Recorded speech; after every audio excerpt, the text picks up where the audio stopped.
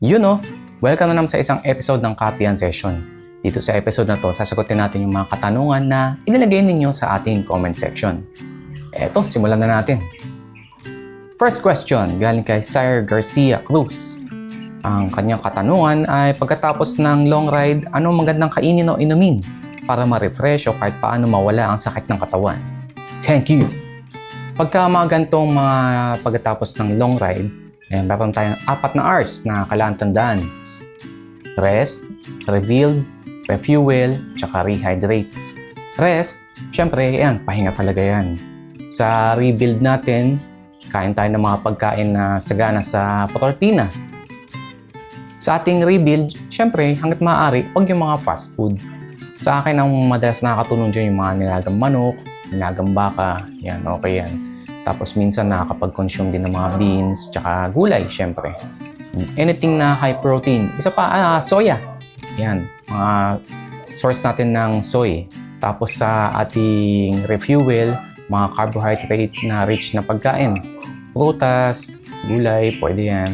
Tapos, may mga ready-made naman ng mga carbohydrate drink dyan.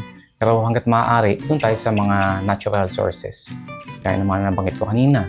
Yan, sa mo din, kanin, tsaka pasta. Yan, okay yan. Tapos sa ating rehydrate, syempre, pwede dyan yung mga Pocari Sweat, yung Gatorade, okay din yan. Yan, tanda mo ha, rest, rebuild, refuel, tsaka rehydrate. Next question, galing kay Jeff Aratea. Bakit kami hindi nagkasabay-sabay nung aming North Loop?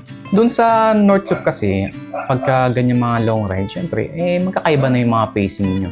Sa simula kasi ng ride, yan, kaya nyo pa magsabay-sabay. Pero kasi kung magkakaiba kasi yung fitness ninyo, syempre may ibang nakakapag-ensayo na maganda, may iba na hindi gaano makapag-ensayo bago dumating yung ride.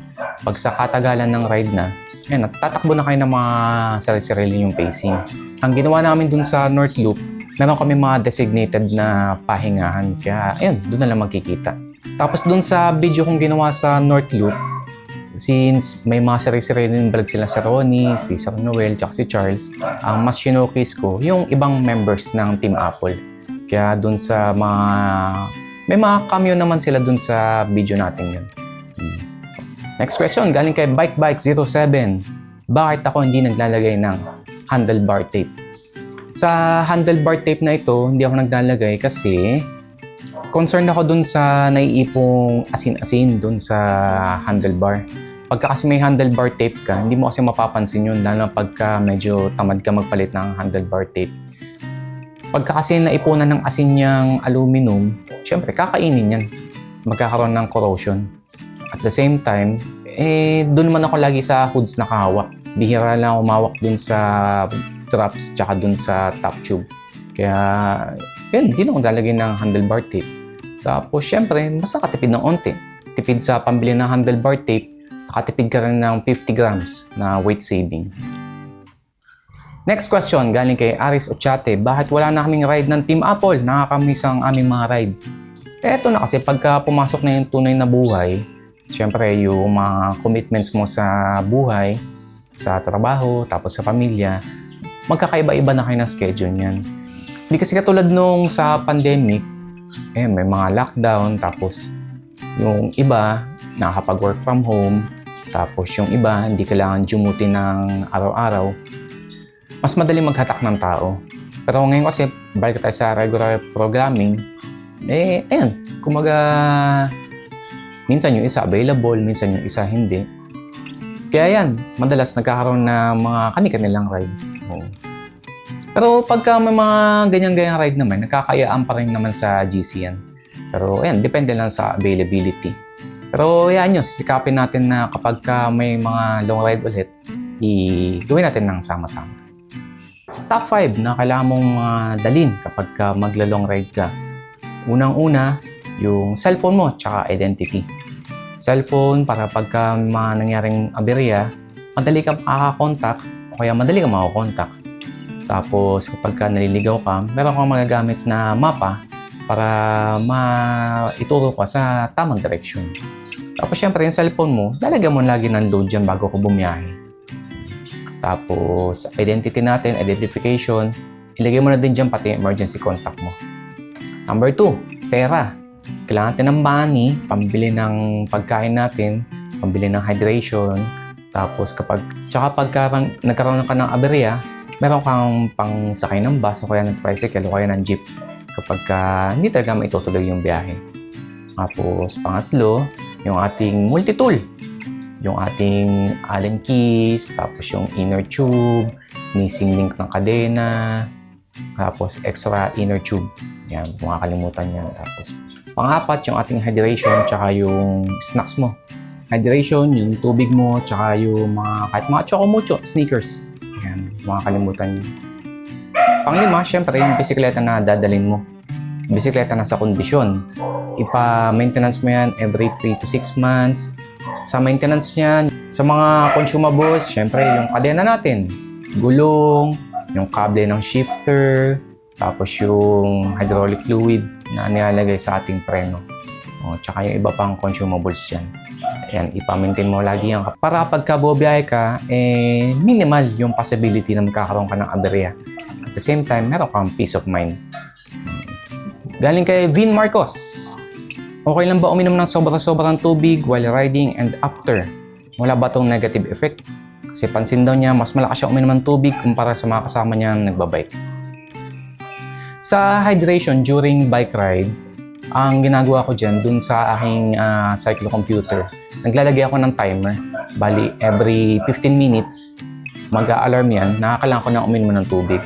Sa pag-inom ng tubig, ang ginagawa ko, isang buong bibig ko na inom ng tubig. Kasi pagka uminom ka ng tubig, kapag uhaw ka na, ibig sabihin, nagsisignal na yung katawan mo na dehydrated ka na. Kaya okay lang yan, ganyan pa inom ng tubig. Tapos syempre, hindi lang tubig, dapat samahan mo din ng electrolyte-based na beverage. O yung mga Gatorade natin, mga Pocari. Kasi pagka nasobrahan ka naman sa tubig, tapos naubusan ka ng electrolytes, yan, dyan nalalabas yung mga pulikat ng katawan. Kaya ang ginagawa ko, may dalawa akong water bottle.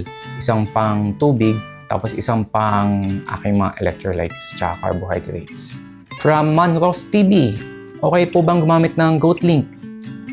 Yan, sa GoatLink para ma-extend yung RD, okay naman gumamit niyan. Ang napansin ko sa mga GoatLink, nung gumagamit ako dati niyan, ang dali niya ma-disalign. Kumaga, kada ride, lagi ako nag-a-align ng RD. Kumaga, yun yung disadvantage ng paglalagay ng GoatLink. Pero kung wala kang budget at pambili ng RD talaga na sakto dun sa gear ratio mo, kumaga, pansamantala, okay yung GoatLink. Pero yun lang. Pagka na-disalign kasi yung RD mo, mag-iiba-iba na kasi yung shifting mo. Kumaga, hindi na pulido. Galing kay Emmanuel Gatpo. May recommended cleat shoes ba para sa mga malalapad ng paa? May nakita akong cleat shoes na gawa ng specialized para sa malalapad na paa. Oo. Ayan, ilagay ko sa description. Ayan, design dyan para sa malalapad na paa talaga. Galing kay Grabber Rides. Mas nakakalaspag po ba ang solo sa ride? Pagkantong mga solo ride, syempre, lahat yan dala-dala mo. Wala kang hasabitan na magpe-pace para sa'yo, walang magtatrangko para sa'yo. Yung buong ride, magiging sariling sikap talaga. Pero kapag grupo kayo, tapos pare-pareho kayo ng fitness, o kaya ang usapan ninyo, yung trangkuhan talaga, mas efficient yung ganyang group ride, lalo na pagka nagpapalit-palitan kayo ng trangkuhan. Mas makakatipid kayo ng energy expenditure. Lalo pagka mga patag yung ruta ninyo. Kasi yung trangko ninyo sa harapan, tapos pag nakapila na kayong ganyan, syempre may magbe-break ng hangin para sa'yo. Pero, ayun na, be responsible na. Kumbaga, magtakda kayo kung ilang kilometro kayo magpapalitan. Ayan. Kasi hindi naman pwede na isang tao lang tatrangko buong ride. Eto, last question, galing kay Ged Gray. Anong maganda pantanggal ng langis ng disc brake kapag na-contaminate ito? Sa gantong disc brake, ang ginagamit ko dyan, hindi lang yung ating disc brake cleaner. Pagka nakakontaminate kasi, lalo pagka nag-top up ka ng langis, ng mineral oil ng disc brake mo, tapos sa tapunan, kailangan mo talagang baklasin lahat yan. Pabaklasin mo tong disc mo, the same time, yung dalawang pads mo.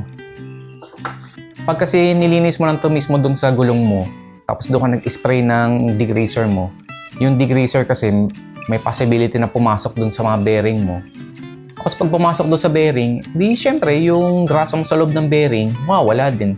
Kaya magkakaroon ng corrosion doon sa loob. Kaya mas maganda, tanggalin mo silang dalawa. Ayan.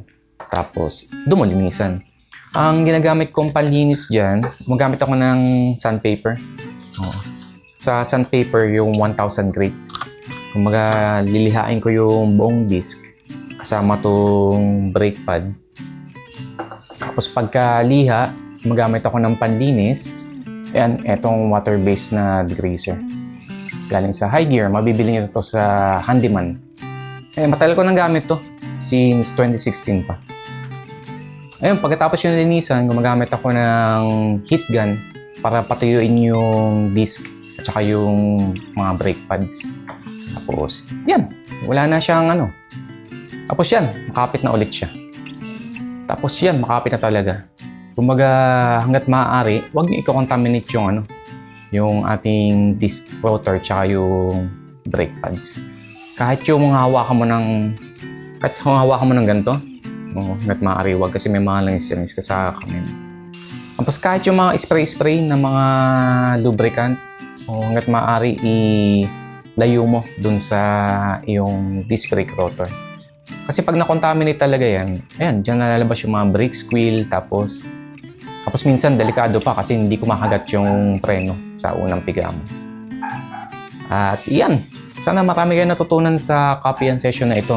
Sa mga question nyo, i-post nyo lang sa ating comment section. Yan, sasagutin natin yan. Okay? Thank you.